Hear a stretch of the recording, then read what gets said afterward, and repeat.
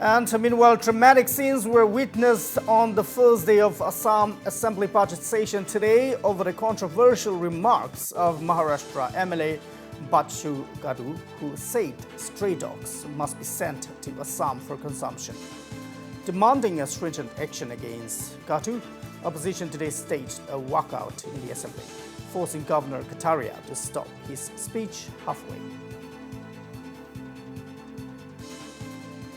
আজি ৰাজ্যপালৰ ভাষণে তেখেতে পাঠ কৰিলে পাঠ কৰোঁতে ঠিকেই পাঠ কৰি গৈ আছিলে 5 পৃষ্ঠা 6 পৃষ্ঠামান পাওঁতেই মানে কংগ্ৰেছৰ এজন বিধায়কে মানে কোনোবা অসমৰ বাহিৰৰ কোনোবা এগৰাকীয়ে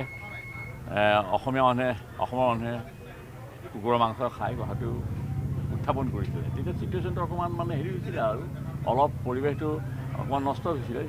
ৰাজ্যপালে ভাবিলে যে মই ছুটি কৰাই ভাল তেখেতে জয় হিন্দ বুলি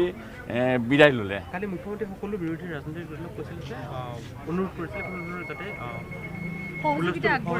সহযোগিতা আজি আগবঢ়োৱা মই দেখিছোঁ কিন্তু এজন তাৰে কংগ্ৰেছী বিধায়ক উঠি পেলাই কুকুৰ সেইজন বিধায়কৰ নামটো ৰ'বাহে সদায় আগবাঢ়ি লয় তেওঁ কি আছে তেওঁৰ নামটো মই ক'ব নোৱাৰিম নামটো মই তেওঁলোকে বেছি লক্ষ্য কৰা নাছিলোঁ